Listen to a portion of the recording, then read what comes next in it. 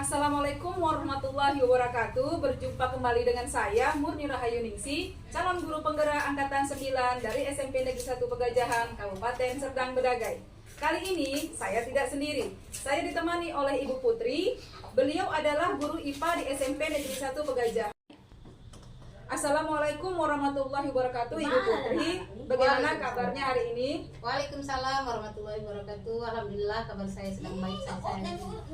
Hari ini kita akan adakan percakapan praobservasi ya Bu. Sebelum nanti saya akan amati jalannya proses pembelajaran di kelas atau sebelum saya melakukan proses supervisi kelas. Adapun tujuannya dilakukan supervisi adalah untuk mengetahui atau mengevaluasi jalannya proses pembelajaran yang Ibu lakukan dan kenapa hari ini kita melakukan percakapan observasi. Ini adalah langkah awal sebelum Ibu melaksanakan pembelajaran di kelas agar Ibu lebih percaya diri memberikan pembelajaran di kelas kepada murid. Ada beberapa pertanyaan yang akan saya tujukan kepada Ibu terkait dengan tujuan. Yang pertama, apa tujuan pembelajaran yang ingin Ibu capai? Untuk berdasarkan pemetaan pembelajaran yang saya tuliskan, di sini ada beberapa, tetapi dalam pertemuan di sini saya akan memunculkan satu tujuan pembelajaran, yaitu siswa dapat memahami karakter benda padat. Oke, berarti tujuan yang ingin Ibu capai adalah Ibu ingin siswa memahami tentang karakter benda padat ya Bu ya. Yang kedua, bagaimana dengan area pengembangan yang ingin Ibu capai atau yang ingin Ibu lakukan observasi? Untuk areanya di sini saya ambil dari dua, yaitu ada pengetahuan dan keterampilan. Yang pertama, aspek pengetahuan siswa dalam memahami karakter dari benda padat. Yang kedua, aspek keterampilan siswa dalam menuliskan karakter dari benda padatnya. Baik, jadi area pengembangan yang ingin Ibu capai adalah bagian aspek pengetahuan dan keterampilan pada siswa ya Bu. Baik, yang ketiga kan di dalam kelas mungkin dari strategi pembelajaran, model pembelajarannya maupun dari metode pembelajarannya. Untuk di sini saya menggunakan strategi saya pembelajaran yang namanya berdiferensiasi berdasarkan kesiapan bagian siswa yang diintegrasikan oleh pembelajaran sosial emosional, dan saya akan membagikan kelompok sesuai dengan kemampuan, keterampilan, dan keaktifan dari siswanya. Yang pertama, untuk model pembelajarannya saya menggunakan model pembelajaran berbasis masalah atau dikenal dengan PBL atau Problem Based Learning. Yang kedua, untuk metodenya saya menggunakan model kerja kelompok, tanya jawab, dan juga penugasan. Oke, baik. Jadi rencana yang ingin Ibu terapkan di dalam kelas menggunakan strategi pembelajaran berdiferensiasi ya Bu, Iya. yang diintegrasikan kepada pembelajaran sosial emosional menggunakan model pembelajaran Problem Based Learning atau PBL dan juga dengan metode diskusi kelompok, kemudian penugasan dan juga tanya jawab. Kemudian Bu, pertanyaan yang keempat, bagaimana dengan media yang akan Ibu gunakan di dalam kelas? Di sini untuk media pembelajarannya saya akan menggunakan media-media gambar dari benda padat yang ada di sekitar lingkungan, baik di rumah maupun di sekolah. Oke, akan menggunakan media gambar ya Bu untuk media pembelajarannya. Kapan Ibu akan melaksanakan kegiatan pembelajaran tersebut? Di hari apa? Dan juga kelas dan juga jam berapa kira-kira? Untuk jadwalnya di sini saya di hari Selasa di jam ketiga dan keempat di kelas 72. Oke, baik Bu. Jadi nanti di hari Selasa pada jam 3 dan 4 di kelas 72 ya Bu. Iya. Saya akan datang ke kelas dan saya akan melakukan supervisi kelas. Saya juga akan melihat apa saja yang akan terjadi di kelas Ibu ya selama pembelajaran. Nanti setelah Ibu melakukan kegiatan observasi atau pembelajaran di dalam kelas, kita akan melakukan percakapan yang terakhir ya Bu, yaitu pasca observasi yang nantinya akan didampingi oleh pengajar praktik. Baik Ibu, sebelum kita akhiri, apa yang Ibu dapatkan dari hasil percakapan kita hari ini? Untuk hasilnya diskusi kita ini, saya sudah mengetahui bakal menggunakan media apa yang baik di pelaksanaannya nanti di dalam kelas. Baik. Baik Bu Putri, terima kasih atas waktunya sudah mau berbincang-bincang dengan saya di percakapan praobservasi ini ya. Sampai ketemu lagi di observasi kelas di hari Selasa ya Bu ya. Demikian percakapan hari ini, sampai bertemu di kegiatan observasi kelas dan percakapan pasca observasi. Assalamualaikum warahmatullahi wabarakatuh. Waalaikumsalam warahmatullahi wabarakatuh. Assalamualaikum warahmatullahi wabarakatuh.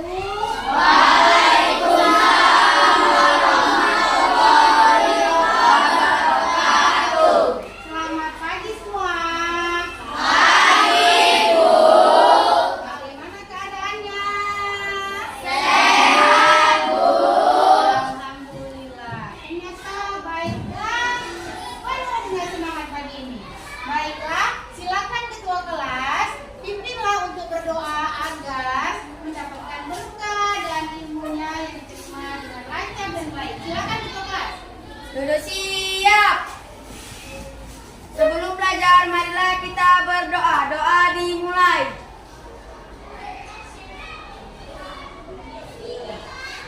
Doa selesai. Kepada ibu guru kita beri salam.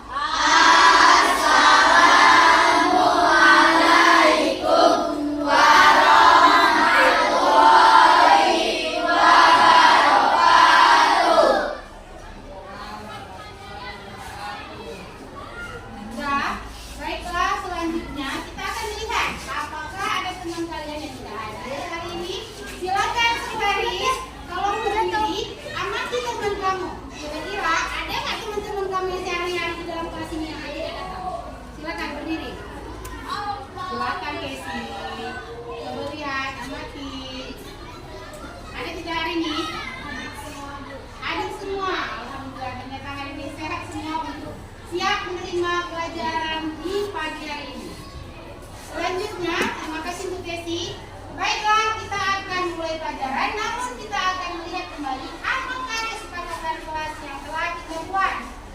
Silakan Ibu mulai dari sebelah kanan Ibu. Apakah kesepakatan kelas kita yang pertama? Terima kasih. Yang kedua? Yang ketiga? Oke, yang keempat? Terima kasih sudah kita buat kesepakatan kelas dan kita harus laksanakan selama proses pembelajaran berlangsung. Selanjutnya kita akan mempelajari materi yang bakal kita tunggu-tunggu lagi. Namun materi minggu lalu, apakah judulnya itu? Masih ingat judulnya? Silakan Repan. Apakah judulnya minggu lalu Repan? Oke, perubahan jam. Baiklah. Jadi perubahan jam kita bahas minggu lalu dan kita akan perdalami di minggu ini. Di hari ini yang kita coba sekarang. Baiklah, kita akan melihat apakah perubahan jam tersebut ada di kehidupan kalian sehari-hari dan dapat kalian amati dan praktekkan di lingkungan sekolah maupun di lingkungan rumah. Oke, baiklah. Kita kembali ke perubahan wujud zat. Kita ketahui perubahan wujud zat itu ada dia bentuknya dan ciri-cirinya. Perubahan wujud zat tersebut dapat dilihat dari bentuk partikelnya. Bentuk partikelnya kemarin dapat kita lihat. Perubahan wujud zat ada berapa? 3. Baiklah, silakan Naila, perubahan wujud zat. Ada? 3. Apa saja Nay?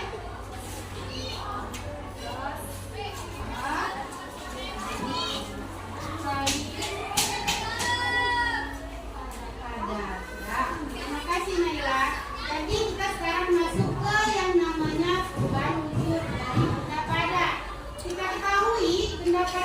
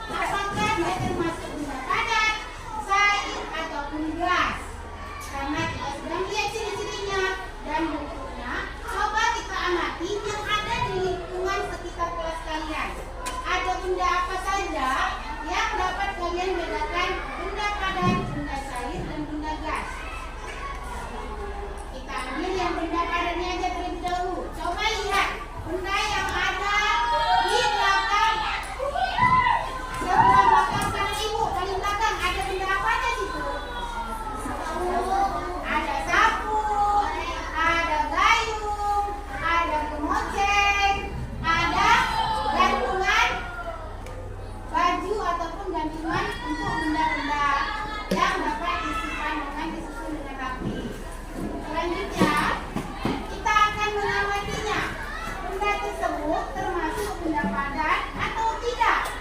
Silakan kita kelompokkan benda tersebut. Coba tuliskan benda, nama benda yang ada kalian tentukan di belakang itu. Silakan. Benda tersebut dapat kalian atau kita bagi kelompoknya saja. Kelompoknya ibu kategorikan, boleh. Silakan kelompok yang hanya menuliskannya saja. Benda-benda yang jenisnya padat, atau boleh kalian mencarinya langsung dan kalian temukan benda-benda tersebut dan kalian buat di dalam bentuk gambar, boleh. Atau kalian bisa juga membuatnya dalam bentuk cerita bahwasanya benda tersebut ada di sini, mereka ditempatkan di sini dan bentuknya seperti ini, dan kaitkan kembali dengan CCTV yang sudah ibu kasih tadi. Ibu jelaskan.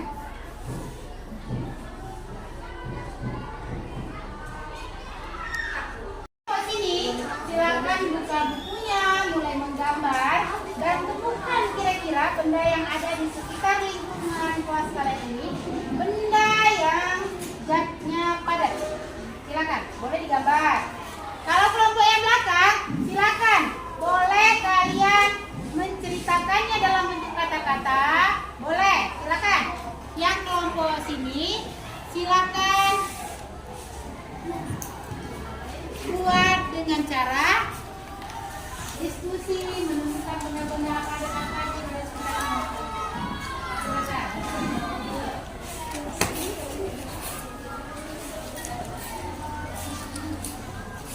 Misalnya, kalian menggunakan benda padat. Misalnya di belakang kami ada benda padat, sayur, ya,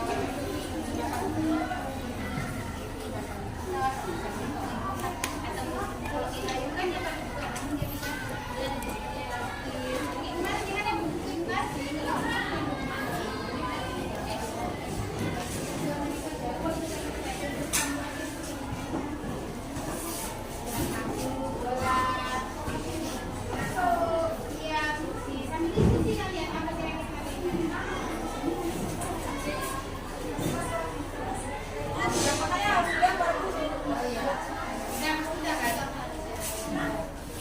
ayo, gambarlah dengan rapi dan sesuai dengan bentuknya. Jangan terlihat abstrak.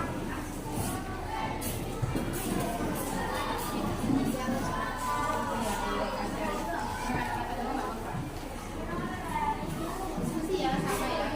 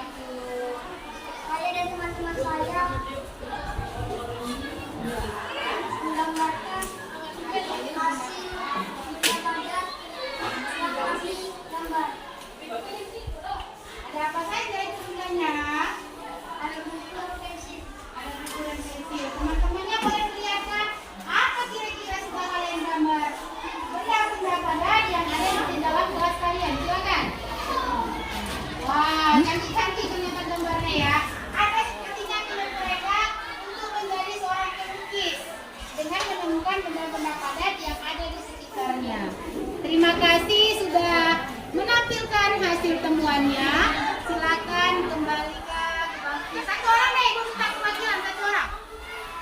Intan, silakan Intan. Ada apa jawabannya Intan? Garis, pensil, kaca.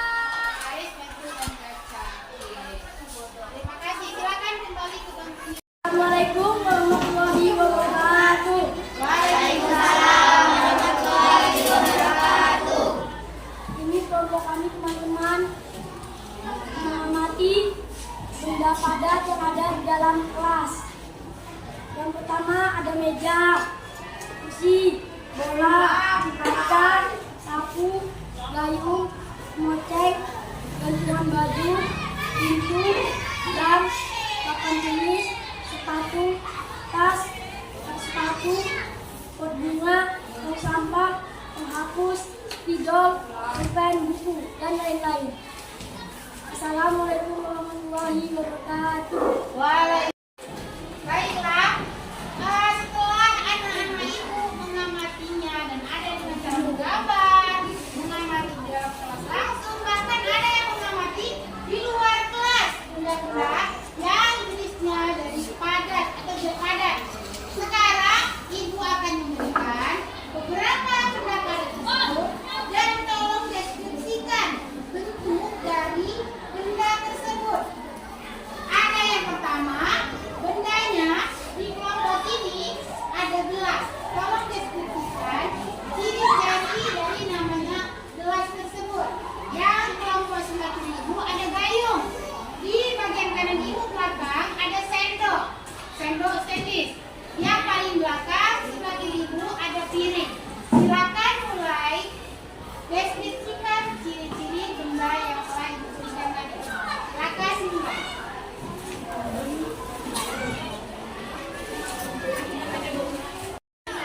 Deskripsikan di dalam di kertas yang tadi ibu kasih.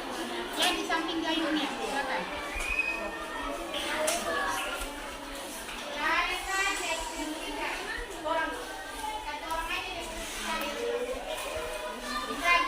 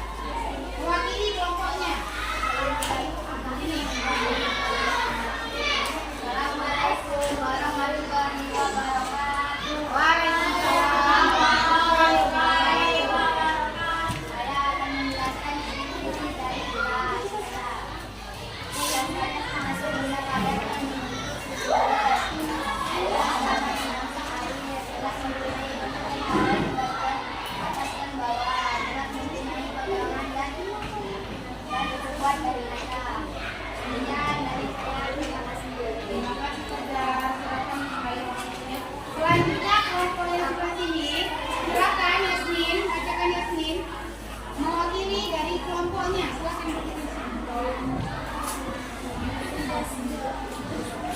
Assalamualaikum warahmatullahi wabarakatuh.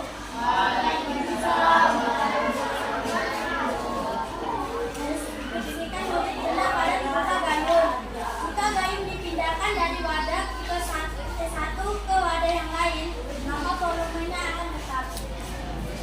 Demikian dari kami. Assalamualaikum warahmatullahi wabarakatuh.